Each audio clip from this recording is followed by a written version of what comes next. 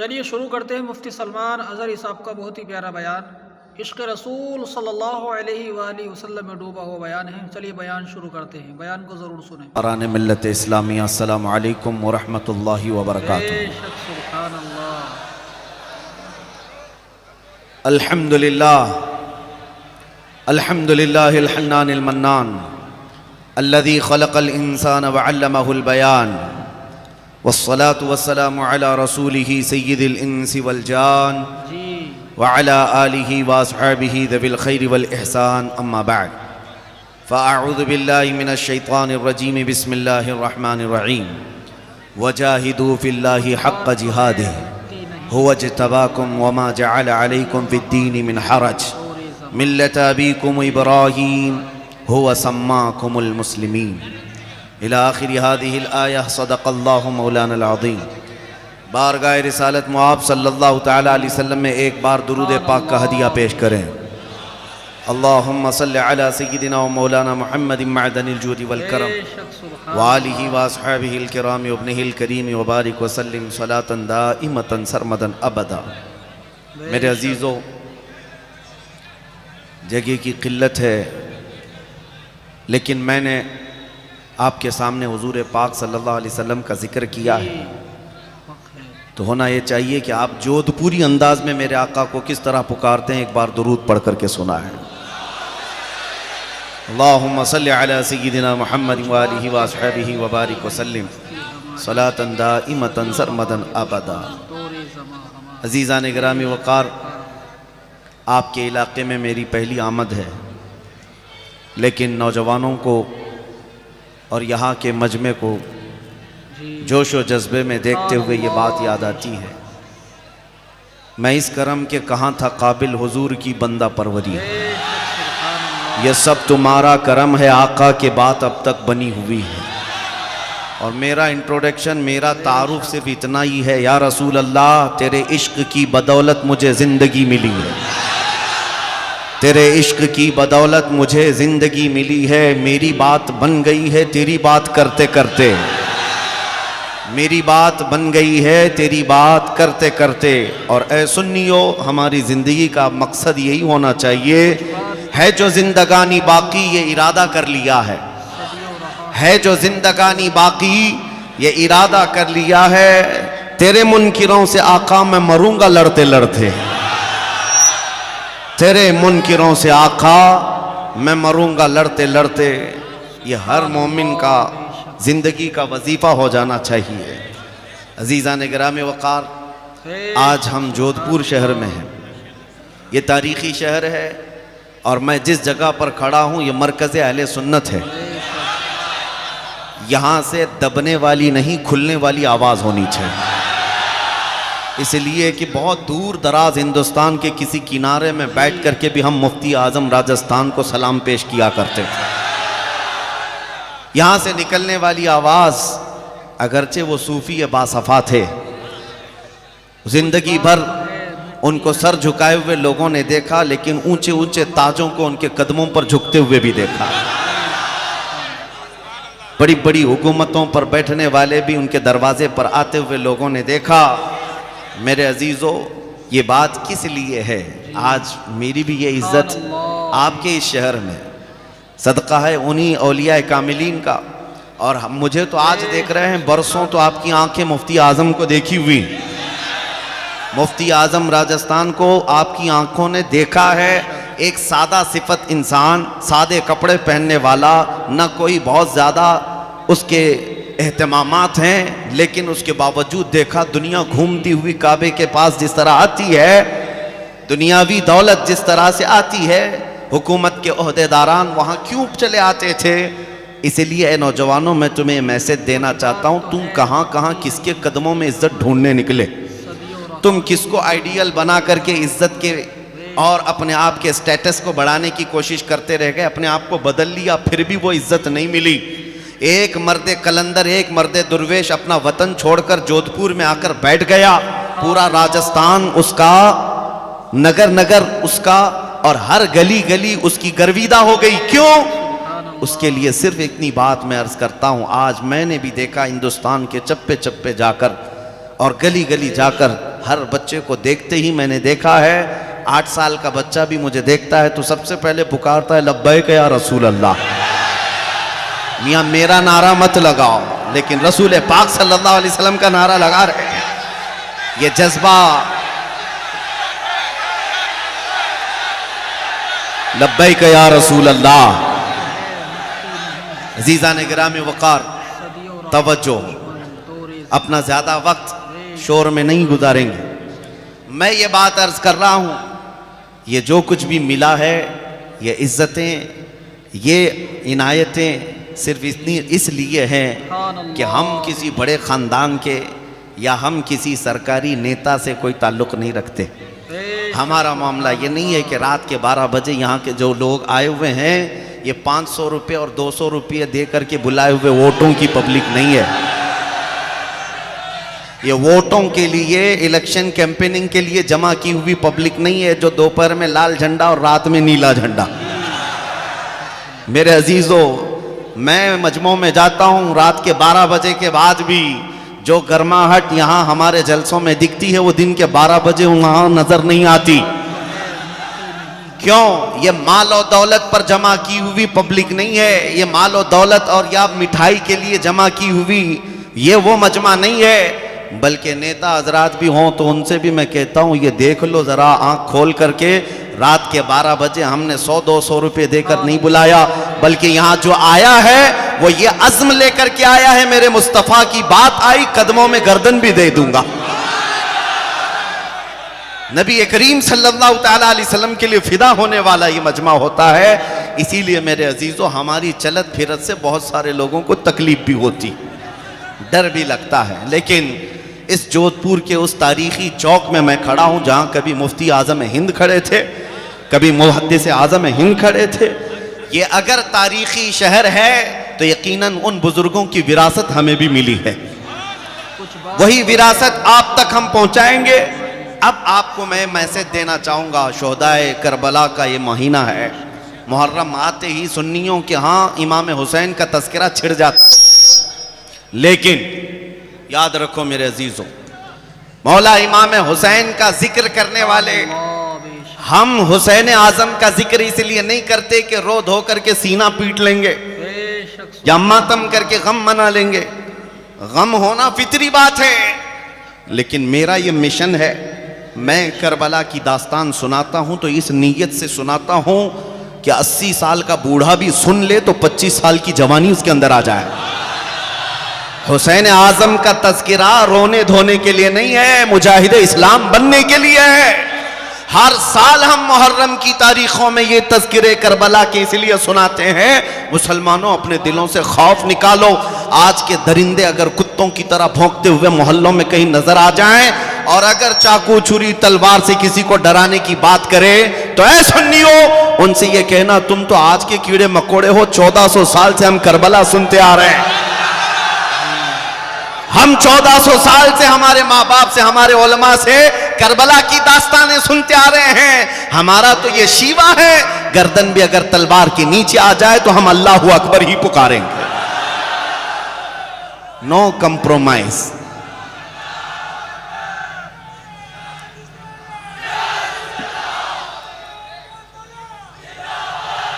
जो मैसेज मुझे देना है वो ये है, अब तवज्जो से सुन ले। अल्लाह कुरान में फरमाता है वजाहिदू फिल्लाहि हक़्क़ जिहादी हुवा जतबाकुम।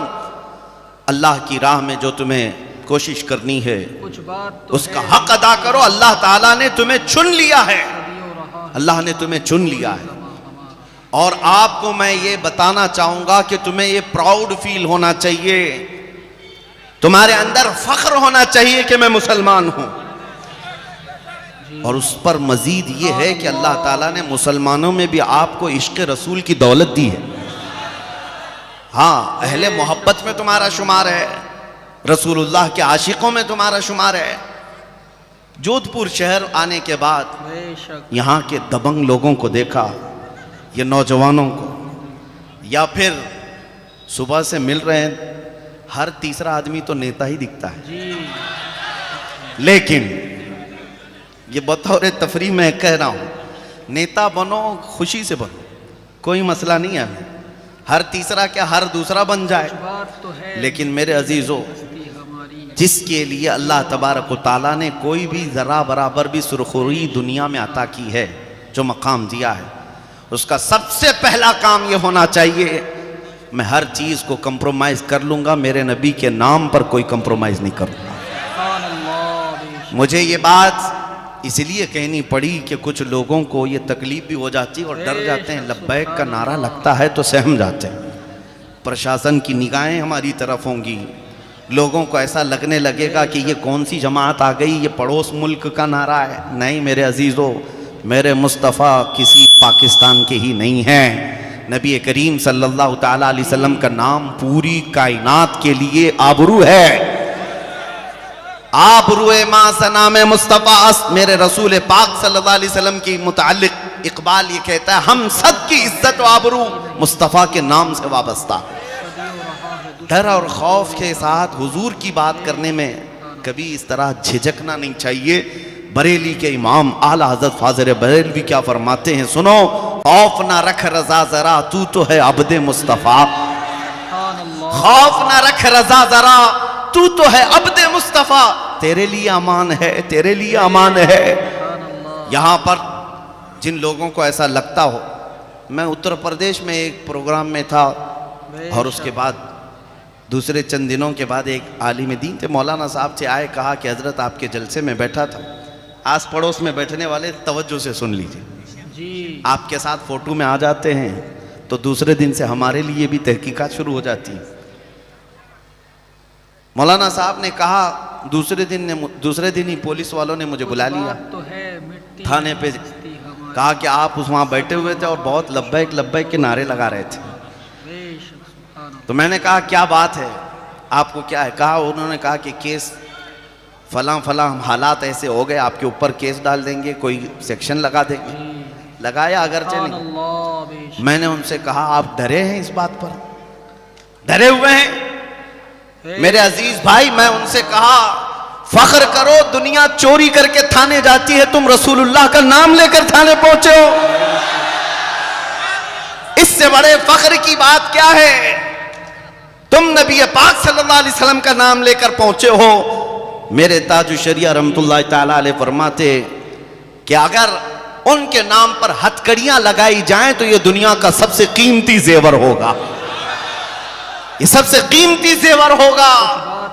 खौफ ना रखो, डरो नहीं। हाँ, चोरी करके जाना है, मार धाड़ करके जाना है, किसी का रेप करके कोई गया है, उसके लिए ये जिल्लत है। नबी पाक सल्लल्लाहु ताला अलैहि वसल्लम के नाम पर गया है तो वो बिलाल हबशी का वारिस है, वो खुबैब इब्न अदी खब्बाब इब्न अल-अरद का वारिस है। नबी करीम सल्लल्लाहु ताला अलैहि वसल्लम की बारगाह में चले जाना, कल क़यामत के दिन खड़े होना। अगर दुनिया ने पकड़ करके तुम्हें जुर्मों की सजा दी थी, यहाँ पर बारगाह मुस्तफ़ा में तो सबको पहुंचना है क़यामत के दिन। अर्ज करना, या रसूल अल्लाह, दुनिया में मुझे आपका नाम लेने की वजह से हथकड़ियां लगाई गई या मारा पीटा गया है, मेरा यकीन ये कहता है उस दिन अगर हुजूर के बाजू खुल गए तो उससे बेहतर पनाह तुम्हारे लिए क्या हो सकती है? उससे बेहतर पनाह क्या हो सकती है? खौफ और डर यहाँ से निकालो। अभी हज़रत सैयद मुज़फ़्फ़र हुसैन कछोचवी रहमतुल्लाह अलैह का जिक्र हो रहा था, मुझे एक बात याद आती है। उनको अपने ज़माने में कैद में डाल दिया गया था, जेल में बंद कर दिया गया था। तब उन्होंने एक मशहूर शेर लिखा था, मुज़फ़्फ़र को मुक़य्यद न समझ ऐसे याद, मुज़फ़्फ़र को मुक़य्यद न समझ ऐसे याद, मेरी ये असीरी भी सुन्नत आबाई है। हमारा कैद होना भी हमारे बुजुर्गों की सुन्नत है। इसलिए मैं जहां जाता हूं, नौजवानों के दिलों से मैं खौफ निकालना चाहता हूं। बेखौफ होकर जियो। एक सवाल आपसे करता हूं, दिल पर हाथ रख करके बताना, तुम जिस खुदा की इबादत करते हो वो खुदा सच्चा है या नहीं? तुम्हारा रसूल सच्चा है या नहीं? अल्लाह की किताब कुरान सच्ची है या नहीं? मेरा दीन इस्लाम सच्चा है या नहीं? जब तुम्हारा यकीन इतना है, खुदा सच्चा है, रसूल सच्चा है, कुरान सच्चा है और इस्लाम सच्चा है, जिसका सब मिट्टी नहीं हस्ती हमारी, सदियों रहा सर झुकाकर नहीं सर उठाकर जीना है। डरे वो जिसका वाबस्तगी, जिसकी वाबस्तगी किसी मुजरिम कौम से है, तुम्हारा ताल्लुक मुजरिम कौम से नहीं। आज हमारे अंदर डर किस लिए आया है पता है? ये दज्जाली मीडिया जो ठगी मीडिया है, इनको सुन सुन करके ये रोज सुबह से शाम तक 100 मरतबा आतंकवादी की तस्बीह जो पढ़ते रहते हैं, और दाढ़ी वाले टोपी वाले सबको दिखा दिखा कर खौफ डालना चाहते हैं तुम्हारे दिलों में, और तुम ये महसूस करने लग जाओ कि कहीं ऐसा तो नहीं है जितने बोल रहे हैं ऐसे तो नहीं है हमारी जमात में। इनके भौंकने से कोई शेर जो है कुत्ता नहीं बनता। एक बात याद रखो, तुम्हारी निस्बत मुस्तफ़ा करीम सल्लल्लाहु ताला अलैहि वसल्लम से है, उनकी तरफ तवज्जो न करना। मैं एक बात आपसे पूछता हूँ, अकल का इस्तेमाल करो मेरे अजीज, अकल का इस्तेमाल करो। इस मुल्क में हमारी तादाद 14% जो कानूनी एतबार से ऑफिशियल एतबार से बताई जाती है, कितनी 14%।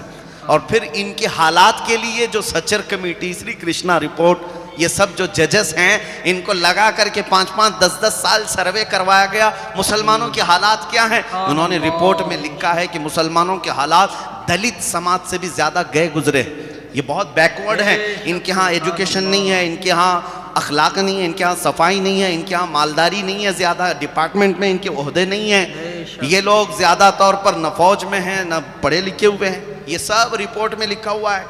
मैं कहता हूँ तुम्हारी रिपोर्ट ये कहती ये सब बिखरी हुई कौम है, टूटी हुई कौम है, और फिर उसके बाद हम तादाद में बहुत कम हैं, ये बात तो मानते हैं, लेकिन 24 घंटे मीडिया में हम क्यों हैं? कुछ बात तो है मियाँ, जो टूटी हुई कौम है, बिखरी हुई कौम है, जो बैकवर्ड है, हर मीडिया में ऐसा है कि हमारा नाम लिए बगैर तो दुकान भी नहीं चलती, बल्कि इलेक्शन के मुद्दों में हॉट मुद्दा भी तो हम ही बनते हैं।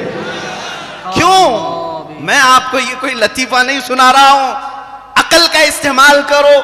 जो छोटी कौम जिसको ये बार बार कहते हैं बैकवर्ड है, बैकवर्ड है, बैकवर्ड है, मैं पूछता हूं फिर ये हम क्यों जीनत बनते हैं? सारे मुद्दे तुम्हारे यहां, पहले तो न्यूज़ में कभी कभी दिखा दिया जाता गाड़ी पलट गई, कहीं आग लग गई, कहीं चोरी हो गई, लेकिन अब सारे न्यूज़ में सिर्फ दाढ़ी ही दिखती है, टोपी ही दिखती है, बुर्का ही है, मस्जिद की मीनार है, मेंबर है, यही सारी चीज़ें क्यों हैं? ये मैं आपको बताना चाहता हूं। तुमको अब अगरचे अपनी वैल्यू मालूम नहीं है, लेकिन कुत्ते भौंक भौंक करके बताते हैं कि ए बंदे, तू गटर नाली और सड़क चौक पर खड़े होने वाला नहीं है। हम तुम्हारी हैसियत बताते हैं कि तुम मोहम्मद अरबी के शेर हो।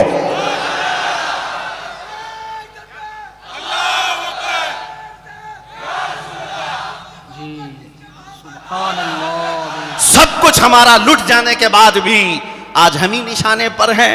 ये सिर्फ हमारे मुल्क की बात नहीं, वक्त की सुपर पावर ताकतें भी सिर्फ दाढ़ी वालों को ही टारगेट कर रही हैं। क्यों? किस लिए? हम सबके निशाने पर हैं। बिखरी हुई कौम, टूटी हुई कौम, हमारा कोई ढंग का कायद नहीं मिलता, सब क़यादत खत्म हो गई, सियासत खत्म हो गई, हुकूमत खत्म हो गई, फिर भी क्यों निशाने पर हैं? इसको इकबाल से अगर सुनना हो तो 100 साल पहले इकबाल ने कहा था, कुछ बात तो है कि मिटती नहीं हस्ती हमारी, कुछ बात तो है कि मिटती नहीं हस्ती हमारी, सदियों रहा है दुश्मन दौरे ज़मा हमारा, तौहीद की अमानत सीनों में है हमारे, आसान नहीं मिटाना नामो निशा हमारा, यूनानो मिस्र रोमा सब मिट गए जहां से, बाकी मगर है अब तक नामो निशा हमारा। यह है कोई तो ताकत जो तुम्हारे सीने में मौजूद है, ये तुम्हें बार बार एहसास दिला रहे हैं अभी तुम मरे नहीं हो, अभी तुम जिंदा हो। अगर मरी हुई कौम होती तो तुम मुद्दा कभी नहीं बनते, अभी तुम मुद्दा बने हुए हो तो इसका मतलब है जिंदगी की शुआएं अभी तुम्हारे अंदर मौजूद है। लेकिन एक बात मैं आपको बता दूं, दुनिया को किस बात का खौफ है, डर किस बात का है? तुम्हारी दाढ़ियों से नहीं, तुम्हारी टोपियों से नहीं, तुम्हारे गाड़ी बंगलों से नहीं, तुम्हारी सियासत से नहीं, तुम्हारी बड़ी बड़ी ताकतों से नहीं। दुनिया को अगर किसी बात से उलझन होती है तो तुम्हारे सीनों में छुपे हुए इश्क मुस्तफ़ा से होती है, छुपा हुआ जो इश्क रसूल है। इसलिए कि उन्हें पता है, तारीख जानते हैं, ये इश्क रसूल की दौलत ही ऐसी है, 313 निहत्ते सहाबा के अंदर भी आ जाए तो 1000 के बखे उड़ा दे। और फिर वो खजूर पर जिंदगी गुजारने वाले, पैबंद लगे कपड़े पहनने वाले, बगैर चप्पल के घूमने वाले मदीना तैयबा से जब निकल पड़े थे उमर इब्ने खत्ताब के जमाने में, तो वक्त की 2 सुपर पावर ताकतें, पर्शियन एम्पायर, रोमन एम्पायर, दोनों को घुटने टेकने पर मजबूर कर दिया था। कोई और ताकत नहीं है जो पर्शियन एम्पायर को हमेशा के लिए खत्म कर दिया, रोमन एम्पायर को हमेशा के लिए खत्म कर दिया। कोई ताकत नहीं, वो सिर्फ रसूलुल्लाह के उन दीवानों की ताकत थी जिनका सिपह सालार कभी खालिद बिन वलीद था। मेरे अजीजों, हमने अपने असलाफ की तारीख बुला दी, इसलिए अब डर लगने लग गया, खौफ आने लग गया। कोई बात नहीं, आज हालात अगर जैसे तैसे हों, मैं आपको बताऊं, ये कोई नया ज़माना नहीं, कोई नए हालात नहीं। हम पीछे चलते हैं तारीख के, सैयदना इमाम हुसैन के साथ जो हुआ करबला के मैदान, हम क्या वो तारीख सुनते हैं रोने के लिए या कहानी समझ करके? नहीं, उनके एक एक कदम को, उनके एक एक लम्हे को देखना, करबला के मैदान, किस बात पर वो डटे हुए थे। मियाँ, एक तरफ उनको ऑफर थे, अगर वो यजीद के मुतालिक बैत को तस्लीम कर लेते, उनके बच्चे भी महफूज, उनका घर भी महफूज, हो सकता उनको माहाना बेहतरीन वजीफा और फिर किसी इलाके की गवर्नरी और किसी जगह की मिनिस्ट्री भी मिल जाती। इतनी सारी चीजें छोड़ दिया, 6 माह के बच्चे का खून भी बह गया, उनके जवान बेटों की लाशों पर घोड़े भी दौड़ गए, ये सब बर्दाश्त किया इमाम हुसैन ने। लेकिन उस दुनिया के बड़े ऑफर्स को क्यों ठुकराया? ये पैगाम वहां से लेने की जरूरत है। ऐ नौजवानों, ये तो बहुत पहले की बातें समझ रहे हो आप, 1400 साल पहले की। मौला हुसैन की रूह आज भी हमारी मदद कर रही है, ये कहते हुए तुम्हारे ज़माने में इस तरह के यजीदी कुत्ते अगर आ जाएं तो तुम्हें इस मैदान मुस्तफ़ा को छोड़कर कभी किसी यजीद की तरफ झुकाव हरगिज नहीं रखना। जिस मैदान में भी तुम्हें लथेड़ने की कोशिश की जाए, तुम दामन हुसैन से अगर वाबस्ता हो तो ये नारा लगा करके जाना, मर्द हक बातिल के आगे मात खा सकता नहीं, सर कटा सकता है लेकिन सर झुका सकता नहीं।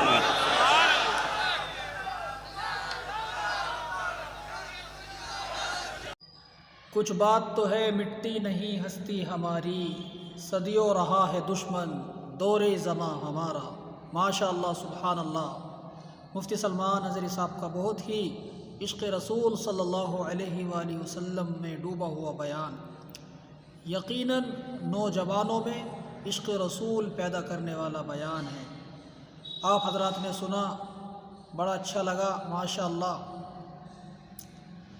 वीडियो को ज़्यादा से ज़्यादा शेयर कीजिए और अपने दोस्तों अहबाब तक पहुँचाइए, ताकि इस बयान के ज़रिए वो भी समझ सके कि हमारे बुज़ुर्गों की तारीख़ क्या रही है। आज हमारे दरमियान जो हमारे अंदर डर है वो क्यों हो रहा है।